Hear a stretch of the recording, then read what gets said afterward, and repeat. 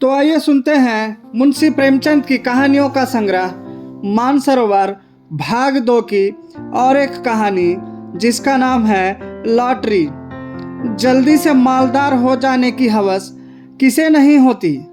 उन दिनों जब लॉटरी के टिकट आए तो मेरे दोस्त विक्रम के पिता, चचा, अम्मा और भाई सभी ने एक एक टिकट खरीद लिया। कौन जाने किसकी तकदीर जोर करे। किसी के नाम आए रुपये रहेगा तो घर में ही, मगर विक्रम को सब्र ना हुआ। औरों के नाम रुपये आएंगे फिर उसे कौन पूछता है।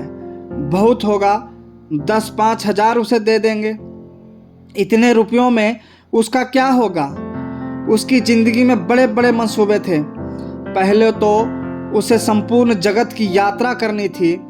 एक एक कोने की पेरू और ब्राजील और टिम्बकटू और होनोलुलु, ये सब उसके प्रोग्राम में थे। वह आंधी की तरह महीने 2 महीने उड़कर लौट आने वालों में न था। वह एक एक स्थान में कई कई दिन ठहर कर वहाँ के रहन सहन, रीति रिवाज आदि का अध्ययन करना और संसार यात्रा का एक बृहद ग्रंथ लिखना चाहता था। फिर उसे एक बहुत बड़ा पुस्तकालय बनवाना था जिसमें दुनिया भर की उत्तम रचनाएं जमा की जाएं। पुस्तकालय के लिए वह 2 लाख तक खर्च करने को तैयार था। बंगला, कार और फर्नीचर तो मामूली बातें थी। पिता या चचा के नाम रुपये आए तो 5,000 से ज़्यादा का डॉल नहीं। अम्मा के नाम आए तो 20,000 मिल जाएंगे। लेकिन भाई साहब के नाम आ गए तो उसके हाथ धोला भी न लगेगा। वह आत्माभिमानी था। घर वालों से खैरात या पुरस्कार के रूप में कुछ लेने की बात उसे अपमान सी लगती थी। कहा करता था, भाई किसी के सामने हाथ फैलाने से तो किसी गड्ढे में डूब मरना अच्छा है। जब आदमी अपने लिए संसार में कोई स्थान ना निकाल सके तो यहाँ से प्रस्थान कर जाए। वह बहुत बेकरार था। घर में लॉटरी टिकट के लिए उसे कौन रुपये देगा और वह मांगेगा भी तो कैसे। उसने बहुत सोच विचार कर कहा, क्यों ना हम तुम साझे में एक टिकट ले लें। तजवीज़ मुझे भी पसंद आई। मैं उन दिनों स्कूल मास्टर था। 20 रुपये मिलते थे, उसमें बड़ी मुश्किल से गुजर होती थी। 10 रुपये का टिकट खरीदना मेरे लिए सफ़ेद हाथी खरीदना था। हाँ, 1 महीना दूध, घी, जलपान और ऊपर के सारे खर्च तोड़कर 5 रुपये की गुंजाइश निकल सकती थी। फिर भी जी डरता था, कहीं से कोई बलाई रकम मिल जाए तो कुछ हिम्मत बढ़े। विक्रम ने कहा, कहो तो अपनी अंगूठी बेच डालूं। कह दूंगा उंगली से फिसल पड़ी। अंगूठी 10 रुपये से कम की न थी। उसमें पूरा टिकट आ सकता था। अगर कुछ खर्च किए बिना ही टिकट में आधा साझा हुआ जाता तो क्या बुरा है। सहसा विक्रम फिर बोला, लेकिन भाई तुम्हें नकद देने पड़ेंगे। मैं 5 रुपये नकद लिए बगैर साझा न करूँगा। अब मुझे औचित्य का ध्यान आ गया। बोला, नहीं दोस्त, यह बुरी बात है। चोरी खुल जाएगी तो शर्मिंदा होना पड़ेगा और तुम्हारे साथ मुझ पर भी डांट पड़ेगी। आखिर यह तय हुआ कि पुरानी किताबें किसी सेकंड हैंड किताबों की दुकान पर बेच डाली जाए और उस रुपयों से टिकट लिया जाए। किताबों से ज़्यादा बेजरूरत हमारे पास और कोई चीज़ न थी। हम दोनों साथ ही मैट्रिक पास हुए थे और यह देखकर कि जिन्होंने डिग्रियां ली अपनी आंखें फोड़ी और घर के रुपए बर्बाद किए, वह भी जूतियां चटका रहे थे, हमने वहीं हाल्ट कर दिया। मैं स्कूल मास्टर हो गया और विक्रम मटर गश्ती करने लगा। हमारी पुरानी पुस्तकें अब दीमकों के सिवा हमारे किसी काम की न थी। हम जितना चाटते बना चाटा, उनका सत्य निकाल लिया। अब चूहे चाटे या दीमक, हमें परवाह न थी। आज हम दोनों ने उन्हें कूड़े खाने से निकाला और झाड़ पहुंचकर एक बड़ा सा गट्ठर बांधा। मास्टर था, किसी बुक सेलर की दुकान पर किताब बेचते हुए झेपता था। मुझे सभी पहचानते थे, इसलिए यह खिदमत विक्रम के सुपुर्द हुई और वह आधा घंटा में 10 रुपये का एक नोट लिए उछलता कूदता आ पहुंचा।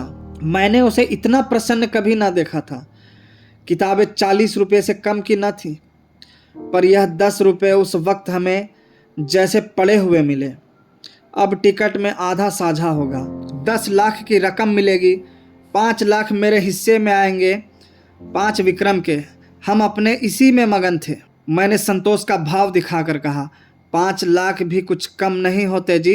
विक्रम इतना संतोषी न था, बोला 5 लाख क्या, हमारे लिए तो इस वक्त 500 भी बहुत है भाई। मगर जिंदगी का प्रोग्राम तो बदलना पड़ गया। मेरी यात्रा वाली स्कीम तो टल नहीं सकती। हाँ, पुस्तकालय गायब हो गया। मैंने आपत्ति की, आखिर यात्रा में तुम 2 लाख से ज़्यादा तो ना खर्च करोगे? जी नहीं, उसका बजट है 3.5 लाख का। 7 वर्ष का प्रोग्राम है, 50,000 रुपये साल ही तो हुए हैं, 4,000 महीने का। मैं समझता हूँ 2,000 में तुम बड़े आराम से रह सकते हो। विक्रम ने गर्म होकर कहा, मैं शान से रहना चाहता हूँ, भिखारियों की तरह नहीं। 2,000 में भी तुम शान से रह सकते हो। जब तक आप अपने हिस्से में से 2 लाख मुझे ना देंगे, पुस्तकालय ना बन सकेगा। कोई ज़रूरी नहीं कि तुम्हारा पुस्तकालय शहर में बेजोड़ हो, मैं तो बेजोड़ ही बनाऊंगा। इसका तुम्हें अख्तियार है, लेकिन मेरे रुपये में से तुम्हें कुछ ना मिल सकेगा। मेरी ज़रूरतें देखो, तुम्हारे घर में काफ़ी जायदाद है, तुम्हारे सिर कोई बोझ नहीं। मेरे सिर तो सारी गृहस्थी का बोझ है। 2 बहनों का विवाह है, 2 भाइयों का शिक्षा है, नया मकान बनवाना है। मैंने तो निश्चय कर लिया है कि सब रुपए सीधे बैंक में जमा कर दूंगा, उनके सूद से काम चलाऊंगा। कुछ ऐसी शर्तें लगा दूंगा कि मेरे बाद भी कोई इस रकम में हाथ ना लगा सके। विक्रम ने सहानुभूति के भाव से कहा, हाँ, ऐसी दशा में तुमसे कुछ मांगना अन्याय है। खैर, मैं ही तकलीफ उठा लूंगा, लेकिन बैंक के सूद की दर तो बहुत गिर गई है। हमने कई बैंकों में सूद की दर देखी, अस्थाई कोष की भी, सेविंग बैंक की भी। बेशक दर बहुत कम थी, 2-2.5 रुपये सैकड़े ब्याज पर जमा करना व्यर्थ है। क्यों न लेन देन का कारोबार शुरू किया जाए। विक्रम भी अभी यात्रा पर ना जाएगा, दोनों के साझे में कोठी चलेगी। जब कुछ धन जमा हो जाएगा तब वह यात्रा करेगा। लेन देन में सूद भी अच्छा मिलेगा और अपना रोब दाब भी रहेगा। हाँ, जब तक अच्छी जमानत ना हो किसी को रुपए ना देना चाहिए, चाहे असामी कितना ही मातबर क्यों ना हो। और जमानत पर रुपए दे ही क्यों, जायदाद रहन लिखा कर रुपए देंगे, फिर तो कोई खटका ना रहेगा। यह मंजिल भी तय हुई। अब यह प्रश्न उठा कि टिकट पर किसका नाम रहे। विक्रम ने अपना नाम रखने के लिए बड़ा आग्रह किया। अगर उसका नाम न रहा तो वह टिकट ही न लेगा। मैंने कोई उपाय न देखकर मंजूर कर लिया और बिना किसी लिखा पढ़ी के, जिससे आगे चलकर मुझे बड़ी परेशानी हुई, एक एक करके इंतजार के दिन काटने लगे। भोर होते ही हमारी आंखें कैलेंडर पर जाती। मेरा मकान विक्रम के मकान से मिला हुआ था। स्कूल जाने के पहले और स्कूल से आने के बाद हम दोनों साथ बैठकर अपने अपने मंसूबे बांध करते और इस तरह साए साए की कोई सुन न ले। हम अपने टिकट खरीदने का रहस्य छिपाए रखना चाहते थे। यह रहस्य जब सत्य का रूप धारण कर लेगा, उस वक्त लोगों को कितना विस्मय होगा। उस दृश्य का नाटकीय आनंद हम नहीं छोड़ना चाहते थे। एक दिन बातों बातों में विवाह का जिक्र आ गया। विक्रम ने दार्शनिक गंभीरता से कहा, भाई शादी वादी का जंजाल तो मैं नहीं पालना चाहता। व्यर्थ की चिंता और हाय हाय, पत्नी की नाज बर्दारी में ही बहुत से रुपए उड़ जाएंगे। मैंने इसका विरोध किया। हाँ, यह तो ठीक है, लेकिन जब तक जीवन के सुख दुख का कोई साथी ना हो, जीवन का आनंद ही क्या। मैं तो विवाहित जीवन से इतना विरक्त नहीं हूँ। हाँ, साथी ऐसा चाहता हूँ जो अंत तक साथ रहे, और ऐसा साथी पत्नी के सिवा दूसरा नहीं हो सकता। विक्रम जरूरत से ज्यादा तुनुक मिजाजी से बोला, खैर अपना अपना दृष्टिकोण है। आपको बीवी मुबारक और कुत्तों की तरह उसके पीछे पीछे चलना तथा बच्चों को संसार की सबसे बड़ी विभूति और ईश्वर की सबसे बड़ी दया समझना मुबारक। बंदा तो आज़ाद रहेगा, अपने मज़े से चाहा और जब चाहा उड़ गए और जब चाहा घर आ गए। यह नहीं कि हर वक्त एक चौकीदार आपके सिर पर सवार हो। जरा सी देर हुई घर आने में और फौरन जवाब तलब हुआ, कहाँ थे अब तक? आप कहीं बाहर निकले और फौरन सवाल हुआ, कहाँ जाते हो? और जो कहीं दुर्भाग्य से पत्नी जी भी साथ हो गई, तब तो डूब मरने के सिवा आपके लिए कोई मार्ग ही नहीं रह जाता। ना भैया, मुझे आपसे जरा भी सहानुभूति नहीं। बच्चे को जरा सा जुकाम हुआ और आप बेतहास दौड़े चले जा रहे हैं होम्योपैथिक डॉक्टर के पास। जरा उम्र खिसकी और लौंडे मनाने लगे कि अब आप प्रस्थान करें और वह गुलछर्रे उड़ाएं। मौका मिला तो आपको जहर खिला दिया और मशहूर किया कि आपको कॉलरा हो गया था। मैं इस जंजाल में नहीं पड़ता। कुंती आ गई। वह विक्रम की छोटी बहन थी, कोई 11 साल की, छठे में पढ़ती थी और बराबर फेल होती थी। बड़ी चिबिल्ली, बड़ी शोख। इतने धमाके से द्वार खोला कि हम दोनों चौंक कर उठ खड़े हुए। विक्रम ने बिगड़ कर कहा, तू बड़ी शैतान है कुंती, किसने तुझे बुलाया यहाँ? कुंती ने खुफिया पुलिस की तरह कमरे में नज़र दौड़ा कर कहा, तुम लोग हरदम यहाँ किवाड़ बंद किए बैठे क्या बातें किया करते हो? जब देखो यहीं बैठे हो, न कहीं घूमने जाते हो, न तमाशा देखने। कोई जादू मंत्र जगाते होंगे। विक्रम ने उसकी गर्दन पकड़कर हिलाते हुए कहा, हाँ, एक मंत्र जगा रहे हैं जिसमें तुझे ऐसा दूल्हा मिले जो रोज गिनकर 5000 हंटर जमाए सड़ासड़। कुंती उसकी पीठ पर बैठकर बोली, मैं ऐसे दूल्हे से ब्याह करूंगी जो मेरे सामने खड़ा पूंछ हिलाता रहेगा। मैं मिठाई के दोने फेंक दूंगी और वह चाटेगा। जरा भी ची चपड़ करेगा तो कान गर्म कर दूंगी। अम्मा को लॉटरी के रुपए मिलेंगे तो 50,000 रुपये मुझे दे देंगे। बस चैन करूंगी। मैं दोनों वक्त ठाकुर जी से अम्मा के लिए प्रार्थना करती हूँ। अम्मा कहती है, कुंवारी लड़कियों की दुआ कभी निष्फल नहीं होती। मेरा मन तो कहता है अम्मा को जरूर रुपए मिलेंगे। मुझे याद आया, एक बार मैं अपने ननिहाल देहात में गया था तो सूखा पड़ा हुआ था। भादों का महीना आ गया था मगर पानी की बूंद नहीं। सब लोगों से चंदा करके गांव की सब कुंवारी लड़कियों की दावत की थी और उसके तीसरे ही दिन मूसलाधार वर्षा हुई थी। अवश्य ही कुंवारियों की दुआ में असर होता है। मैंने विक्रम को अर्थपूर्ण आंखों से देखा। विक्रम ने मुझे। आंखों ही में हमने सलाह कर ली और निश्चय भी कर लिया। विक्रम ने कुंती से कहा, अच्छा, तुझसे एक बात कहें, किसी से कहोगी तो नहीं? नहीं, तू तो बड़ी अच्छी लड़की है, किसी से ना कहेगी। नहीं, तू तो बड़ी अच्छी लड़की है, किसी से ना कहेगी। मैं अब की तुझे खूब पढ़ाऊंगा और पास करा दूंगा। बात यह है कि हम दोनों ने भी लॉटरी का टिकट लिया है। हम लोगों के लिए भी ईश्वर से प्रार्थना किया कर। अगर हमें रुपए मिले तो तेरे लिए अच्छे अच्छे गहने बनवा देंगे। सच? कुंती को विश्वास ना आया। हमने कसमें खाई। वह नखरे करने लगी। जब हमने उसे सिर से पांव तक सोने और हीरे से मढ़ देने की प्रतिज्ञा की तब वह हमारे लिए दुआ करने पर राजी हुई। लेकिन उसके पेट में मनो मिठाई पच सकती थी। वह जरा सी बात ना पची, सीधे अंदर भागी और एक क्षण में सारे घर में वह खबर फैल गई। अब जिसे देखिए विक्रम को डांट रहा है। अम्मा भी, चचा भी, पिता भी, केवल विक्रम की शुभ कामना से या और किसी भाव से। कौन जाने, बैठे बैठे तुम्हें हिमाकत ही सूझती है। रुपए लेकर पानी में फेंक दिए। घर में इतने आदमियों ने तो टिकट लिया ही था, तुम्हें लेने की क्या जरूरत थी? क्या तुम्हें उसमें से कुछ न मिलते? और तुम भी मास्टर साहब बिल्कुल घोंघा हो। लड़के को अच्छी बातें क्या सिखाओगे, उसे और चौपट किए डालते हो। विक्रम तो लाडला बेटा था, उसे और क्या कहते। कहीं रूठ कर 1-2 जून खाना ना खाए तो आफत ही आ जाए। मुझ पर सारा गुस्सा उतरा। इसकी मोहब्बत में लड़का बिगड़ जाता है, पर उपदेश कुशल बहु तेरे वाली कहावत मेरी आंखों के सामने थी। मुझे अपने बचपन की एक घटना याद आई। होली का दिन था, शराब की एक बोतल मंगवाई गई थी।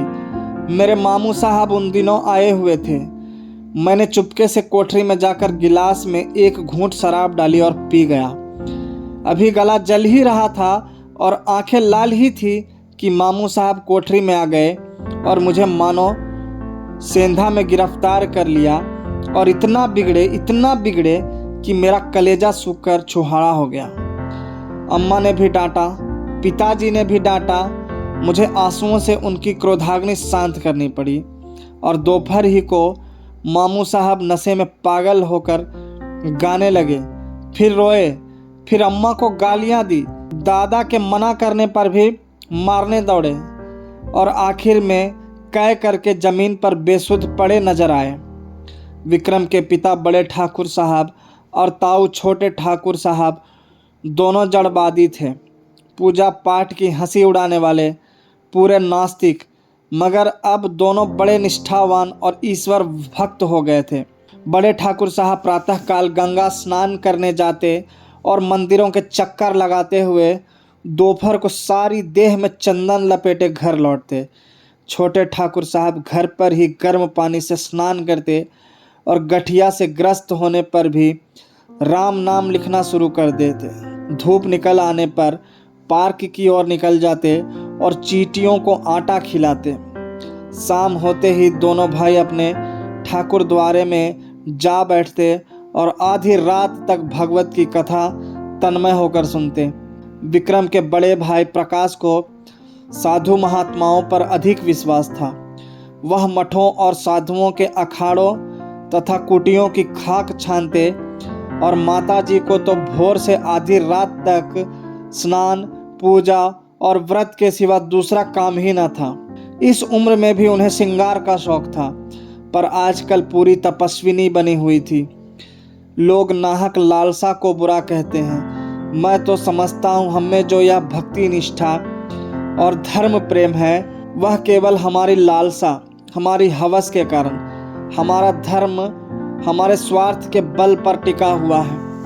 हवस मनुष्य के मन और बुद्धि का इतना संस्कार कर सकती है, यह मेरे लिए बिल्कुल नया अनुभव था। हम दोनों भी ज्योतिषियों और पंडितों से प्रश्न करके अपने को कभी दुखी कर लिया करते थे। ज्यों-ज्यों लॉटरी का दिवस समीप आ जाता था, हमारे चित्त की शांति उड़ती जाती थी। हमेशा उसी ओर मन टंगा रहता। मुझे आप अकारण संदेह होने लगा कि कहीं विक्रम मुझे हिस्सा देने से इनकार कर दे तो मैं क्या करूँगा। साफ इनकार कर जाए कि तुमने टिकट में साझा किया ही नहीं, ना कोई तहरीर है ना कोई दूसरा सबूत, सब कुछ विक्रम की नीयत पर है। उसकी नीयत जरा भी डावाडोल हुई कि काम तमाम। कहीं फरियाद नहीं कर सकता, मुंह तक नहीं खोल सकता। अब अगर कुछ कहूँ भी तो कुछ लाभ नहीं। अगर उसकी नीयत में फितूर आ गया है तब तो वह अभी से इनकार कर देगा। अगर नहीं आया है तो इस संदेह से उसे मर्मांतक वेदना होगी। आदमी ऐसा तो नहीं है, मगर भाई दौलत पाकर ईमान सलामत रखना कठिन है। अभी तो रुपये नहीं मिले हैं, इस वक्त ईमानदार बनने में क्या खर्च होता है। परीक्षा का समय तो तब आएगा जब 10 लाख रुपए हाथ में होंगे। मैंने अपने अंतःकरण को टटोला। अगर टिकट मेरे नाम का होता और मुझे 10 लाख मिल जाते तो क्या मैं आधे रुपए बिना कान पूछ हिलाए विक्रम के हवाले कर देता? कौन कह सकता है, मगर अधिक संभव यही था कि मैं हिले हवाले करता। कहता तुमने मुझे 5 रुपए उधार दिए थे, उसके 10 ले लो, 100 ले लो, और क्या करोगे। मगर नहीं, मुझसे इतनी बदनीयत ना होगी। दूसरे दिन हम दोनों अखबार देख रहे थे कि सहसा विक्रम ने कहा, कहीं हमारा टिकट निकल आए तो मुझे अफसोस होगा कि नाहक तुझसे साझा किया। वह सरल भाव से मुस्कुराया, मगर यह थी उसके आत्मा की झलक जिसे वह विनोद की आड़ में छिपाना चाहता था। मैंने चौंक कर कहा, सच? लेकिन इसी तरह मुझे भी तो अफसोस हो सकता है। लेकिन टिकट तो मेरे नाम का है, इससे क्या?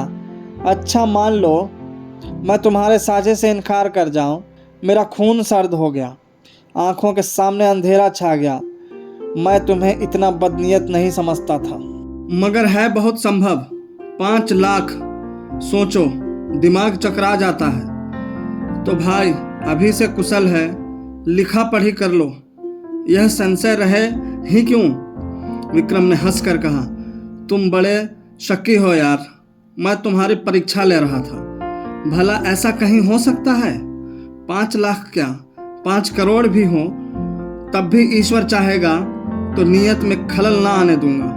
किंतु मुझे उसके इस आश्वासन पर बिल्कुल विश्वास न आया। मन में एक संशय बैठ गया। मैंने कहा, यह तो मैं जानता हूँ तुम्हारी नियत कभी विचलित नहीं हो सकती, लेकिन लिखा पढ़ी कर लेने में क्या हर्ज है? फजूल है, फजूल ही सही तो पक्के कागज पर लिखना पड़ेगा। 10 लाख की कोर्ट फीस ही 7,500 हो जाएगी। किस भ्रम में हैं आप?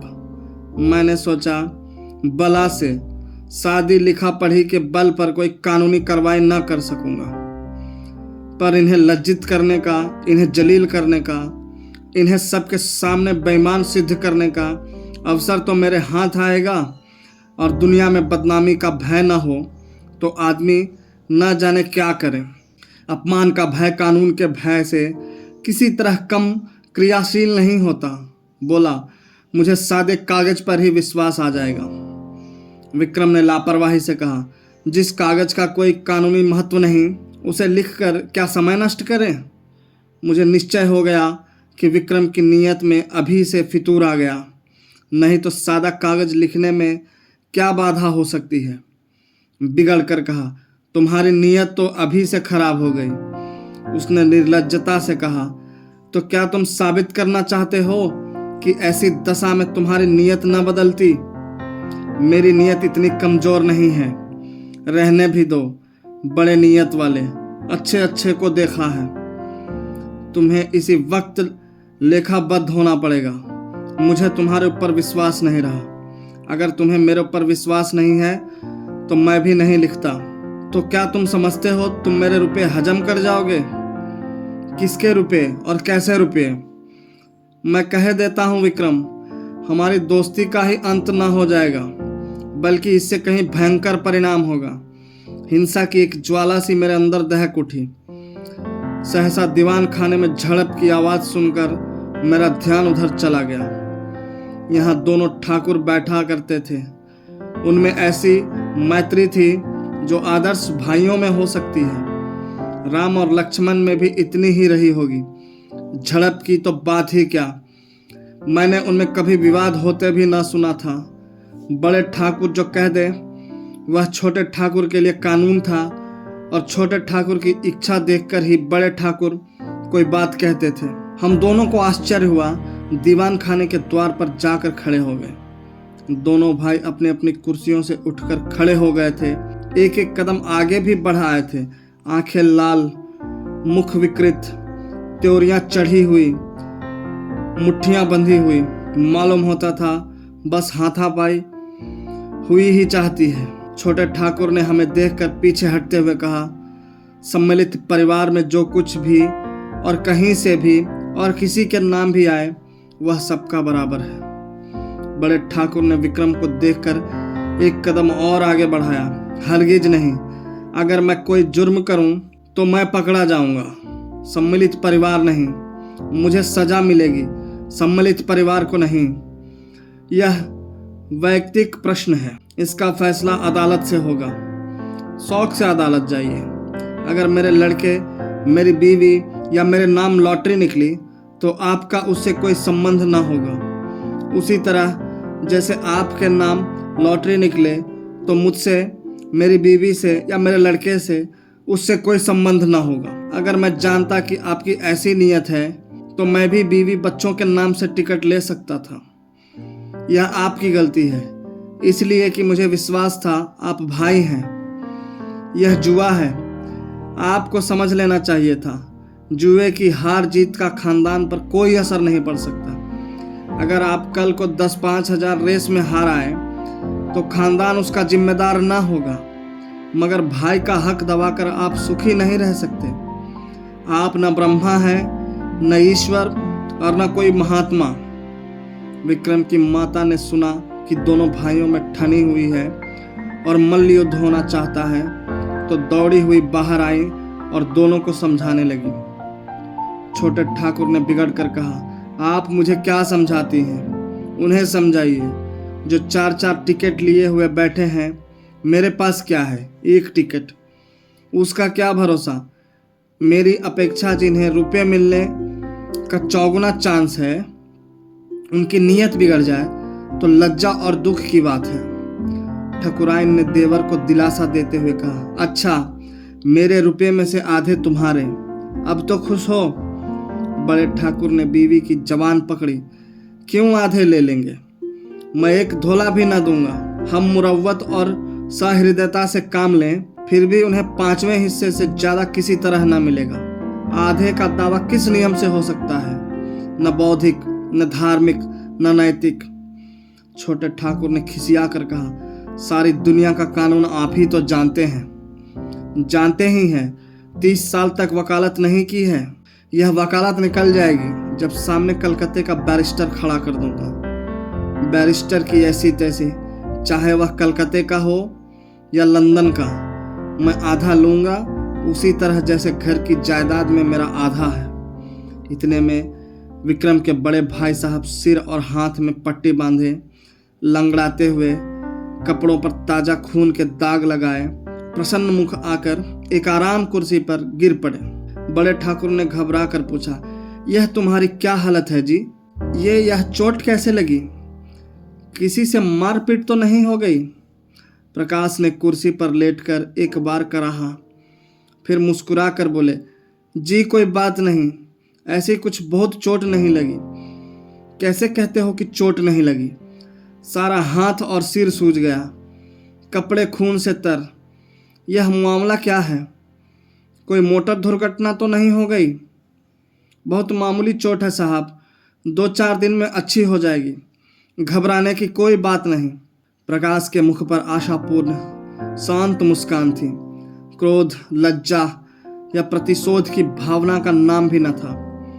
बड़े ठाकुर ने और व्यग्र होकर पूछा, लेकिन हुआ क्या? यह क्यों नहीं बतलाते? किसी से मारपीट हुई हो तो थाने में रिपोर्ट करवा दूं। प्रकाश ने हल्के मन से कहा, मारपीट किसी से नहीं हुई साहब। बात यह है कि मैं जरा झक्कड़ बाबा के पास चला गया था। आप तो जानते हैं, वह आदमियों की सूरत से भागते हैं और पत्थर लेकर मारने दौड़ते हैं। जो डर कर भागा वह गया, जो पत्थर की चोटें खाकर भी उनके पीछे लगा रहा वह पारस हो गया। वह यही परीक्षा लेते हैं। आज मैं वहां पहुंचा तो कोई 50 आदमी जमा थे। कोई मिठाई लिए, कोई बहुमूल्य भेंट लिए, कोई कपड़ों के थान लिए। झक्कड़ बाबा ध्यान अवस्था में बैठे हुए थे। एकाएक उन्होंने आंखें खोली और यह जन समूह देखा तो कई पत्थर चुनकर उनके पीछे दौड़े। फिर क्या था, भगदड़ मच गई। लोग गिरते पड़ते भागे, हुर्र हो गए, एक भी न टिका। अकेला मैं घंटे घर की तरह वहीं डटा रहा। बस उन्होंने पत्थर चला ही तो दिया। पहला निशाना सिर में लगा। उनका निशाना अचूक पड़ता है। खोपड़ी भन आ गई, खून की धारा बह चली, लेकिन मैं हिला नहीं। फिर बाबा जी ने दूसरा पत्थर फेंका, वह हाथ में लगा। मैं गिर पड़ा और बेहोश हो गया। जब होश आया तो वहां सन्नाटा था। बाबा जी भी गायब हो गए थे। अंतर्ध्यान हो जाया करते हैं। किसे पुकारूं, किससे सवारी लाने को कहूं? मारे दर्द के हाथ फटा पड़ता था और सिर से अभी तक खून जारी था। किसी तरह उठा और सीधा डॉक्टर के पास गया। उन्होंने देखकर कहा, हड्डी टूट गई है और पट्टी बांध दी। गर्म पानी में सेकने को कहा। शाम को फिर आएंगे, मगर चोट लगी तो लगी। अब लॉटरी मेरे नाम आई धरी है, यह निश्चय है। ऐसा कभी हुआ ही नहीं कि झक्कड़ बाबा की मार खाकर कोई नामुराद रह गया हो। मैं तो सबसे पहले बाबा की कूटी बनवा दूंगा। बड़े ठाकुर साहब के मुख पर संतोष की झलक दिखाई दी। फौरन पलंग बिछ गया। प्रकाश उस पर लेटे। ठकुराइन पंखा झेलने लगी। उनका भी मुख प्रसन्न था। इतनी चोट खाकर 10 लाख पा जाना कोई बुरा सौदा न था। छोटे ठाकुर साहब के पेट में चूहे दौड़ रहे थे। ज्यों ही बड़े ठाकुर भोजन करने गए, और ठकुराइन भी प्रकाश के लिए भोजन का प्रबंध करने गई। त्यों ही छोटे ठाकुर ने प्रकाश से पूछा, क्या बहुत जोर से पत्थर मारते हैं? जोर से तो क्या मारते होंगे।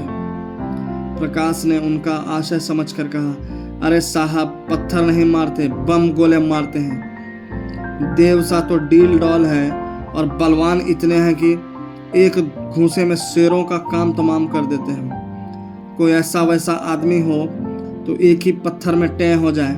कितने ही तो मर गए, मगर आज तक झक्कड़ बाबा पर मुकदमा नहीं चला। और 2-4 पत्थर मारकर ही नहीं रह जाते। जब तक आप गिर न पड़े और बेहोश न हो जाएं, वह मारते ही जाएंगे। मगर रहस्य यही है कि आप जितनी ज्यादा चोटें खाएंगे उतने ही अपने उद्देश्य से निकट पहुंचेंगे। प्रकाश ने ऐसे रोए खड़े कर देने वाला चित्र खींचा कि छोटे ठाकुर साहब थर्रा उठे। पत्थर खाने की हिम्मत न पड़ी। आखिर भाग्य के निपटारे का दिन आया। जुलाई की 20वीं तारीख कत्ल की रात हम प्रातः काल उठे, जो जैसे एक नशा चढ़ा हुआ था, आशा और भय के द्वंद्व का। दोनों ठाकुरों ने घड़ी रात रहे गंगा स्नान किया था। मंदिर में बैठे पूजन कर रहे थे। आज मेरे मन में श्रद्धा जागी। मंदिर में जाकर मन ही मन ठाकुर जी की स्तुति करने लगा। अनाथों के नाथ, तुम्हारी कृपा दृष्टि क्या हमारे ऊपर ना होगी? तुम्हें क्या मालूम नहीं हमने कितने मुश्किल से टिकट खरीदे हैं? तुम तो अंतर्यामी हो। संसार में हमसे ज्यादा तुम्हारी दया कौन डिजर्व करता है? विक्रम सूट बूट पहने मंदिर के द्वार पर आया। मुझे इशारे से बुलाकर इतना कहा, मैं डाक खाने जाता हूँ, और हवा हो गया। जरा देर में प्रकाश मिठाई के थाल लिए हुए घर में से निकले और मंदिर के द्वार पर खड़े होकर कंगालों को बांटने लगे, जिनकी एक भीड़ जमा हो गई थी। और दोनों ठाकुर भगवान के चरणों में लौ लगाए हुए थे, सिर झुकाए, आंखें बंद किए हुए, अनुराग में डूबे हुए। बड़े ठाकुर ने सिर उठाकर पुजारी की ओर देखा और बोले, भगवान तो बड़े भक्त वत्सल हैं, क्यों पुजारी जी? पुजारी जी ने समर्थन किया, हाँ सरकार, भक्तों की रक्षा के लिए तो भगवान क्षीर सागर से दौड़े और गज को ग्राह के मुंह से बचाया। एक क्षण के बाद छोटे ठाकुर साहब ने सिर उठाया और पुजारी जी से बोले, क्यों पुजारी जी? भगवान तो सर्वशक्तिमान है, अंतर्यामी, सबके दिल का हाल जानते हैं। पुजारी ने समर्थन किया, हाँ सरकार, अंतर्यामी ना होते तो सबके मन की बात कैसे जान जाते? सबरी का प्रेम देखकर स्वयं उसकी मनोकामना पूरी की। पूजन समाप्त हुआ, आरती हुई। दोनों भाइयों ने आज ऊंचे स्वर से आरती गाई और बड़े ठाकुर ने 2 रुपये थाल में डाले, छोटे ठाकुर ने 4 रुपये डाले। बड़े ठाकुर ने एक बार कोप दृष्टि से देखा और मुंह फेर लिया। सहसा बड़े ठाकुर ने पुजारी से पूछा, तुम्हारा मन क्या कहता है पुजारी जी? पुजारी बोला, सरकार की फतेह है। छोटे ठाकुर ने पूछा, और मेरी? पुजारी ने उसी मुस्तैदी से कहा, आप भी फतेह हैं। बड़े ठाकुर श्रद्धा से डूबे भजन गाते हुए मंदिर से निकले। प्रभु जी, मैं तो आयो शरण तिहारे, हाँ प्रभु जी। 1 मिनट में छोटे ठाकुर साहब भी मंदिर से गाते हुए निकले। अब तो पत राखो मोरे दया निधन, तोरी गति लखी ना परे। मैं भी पीछे निकला और जाकर मिठाई बांटने में प्रकाश बाबू की मदद करना चाहा। उन्होंने थाल हटाकर कहा, आप रहने दीजिए, मैं अभी बांटे डालता हूँ। अब रही कितनी गई है। मैं खिसियाकर डाक खाने की तरफ चला कि विक्रम मुस्कुराता हुआ साइकिल पर आ पहुंचा। उसे देखते ही सभी जैसे पागल हो गए। दोनों ठाकुर सामने ही खड़े थे, दोनों बाज की तरह झपटे। प्रकाश के थाल में थोड़ी सी मिठाई बच रही थी। उसने थाल जमीन पर पटका और दौड़ा, और मैंने तो उस उन्माद में विक्रम को गोद में उठा लिया। मगर कोई उसे पूछता नहीं, सभी जय जयकार की हाँक लगा रहे हैं। बड़े ठाकुर ने आकाश की ओर देखा, बोलो राजा रामचंद्र की जय। छोटे ठाकुर ने छलांग मारी, बोलो हनुमान जी की जय। प्रकाश तालियां बजाता हुआ चीखा, दुहाई झक्कड़ बाबा की। विक्रम ने और जोर से कहा मारा और फिर अलग खड़ा होकर बोला, जिसका नाम आया है उससे 1 लाख लूंगा। बोलो है मंजूर? बड़े ठाकुर ने उसका हाथ पकड़ा। पहले बता तो। ना, यूं नहीं बताता। छोटे ठाकुर बिगड़े। महज बताने के लिए 1 लाख? शाबाश। प्रकाश ने भी त्योरियां चढ़ाई। क्या डाक खाना हमने देखा नहीं है? अच्छा तो अपना अपना नाम सुनने के लिए तैयार हो जाओ। सभी लोग फौजी अटेंशन की दशा में निश्चल खड़े हो गए। होश हवास ठीक रखना। सभी पूर्ण सचेत हो गए। अच्छा तो सुनिए कान खोलकर, इस शहर का सफाया है। इस शहर का ही नहीं, संपूर्ण भारत का सफाया है। अमेरिका के एक हब्सी का नाम आ गया। बड़े ठाकुर झल्लाए। झूठ झूठ, बिल्कुल झूठ। छोटे ठाकुर ने पैंतरा बदला। कभी नहीं। 3 महीने की तपस्या यूं ही रही। वाह। प्रकाश ने छाती ठोक कर कहा, यह सिर मुड़वाए और हाथ तुड़वाए बैठे हैं, दिल लगी है? इतने में और 50 आदमी उधर से रोने सूरत लिए निकले। ये बेचारे भी डाक खाने से अपनी किस्मत को रोते चले आ रहे थे। मार ले गया अमेरिका का हब्सी, अभागा, पिशाच, दुष्ट। अब कैसे किसी को विश्वास ना आता। बड़े ठाकुर झल्लाए हुए मंदिर में गए और पुजारी को डिसमिस कर दिया। इसलिए तुम्हें इतने दिनों से पाल रखा है। हराम का माल खाते हो और चैन करते हो। छोटे ठाकुर साहब की तो जैसे कमर टूट गई। 2-3 बार सिर पीटा और वहीं बैठ गए। प्रकाश के क्रोध का पारावार न था। उसने अपना मोटा सोटा लिया और झक्कड़ बाबा की मरम्मत करने चला। माताजी ने केवल इतना कहा, सभी से बेईमानी की है, मैं कभी मानने की नहीं। हमारे देवता क्या करें? किसी के हाथ से थोड़े ही छीन लाएंगे। रात को किसी ने खाना नहीं खाया। मैं भी उदास बैठा हुआ था कि विक्रम आकर बोला, चलो होटल से कुछ खा आए। घर में तो चूल्हा नहीं जला। मैंने पूछा, तुम डाक खाने से आए तो बहुत प्रसन्न क्यों थे? उसने कहा, जब मैंने डाक खाने के सामने हजारों की भीड़ देखी तो मुझे अपने लोगों के गधेपन पर हंसी आई। एक शहर में जब इतने आदमी हैं तो सारे हिंदुस्तान में इसके 1000 गुने से कम ना होंगे और दुनिया में तो लाख गुने से भी ज्यादा होंगे। मैंने आशा का जो एक पर्वत सा खड़ा कर रखा था वह जैसे एक बारगी इतना छोटा हुआ कि राई बन गया और मुझे हंसी आई। जैसे कोई दानी पुरुष चटाक भर अन्न हाथ में लेकर 1 लाख आदमियों को न्योता दे बैठे और यहाँ हमारे घर का एक एक आदमी समझ रहा है कि। मैं भी हंसा। बात तो यथार्थ में यही है और हम दोनों लिखा पढ़ी के लिए लड़े मरते थे। मगर सच बताना, तुम्हारी नीयत खराब हुई थी कि नहीं? विक्रम मुस्कुरा कर बोला, अब क्या करोगे पूछकर? पर्दा ढका रहने दो। धन्यवाद।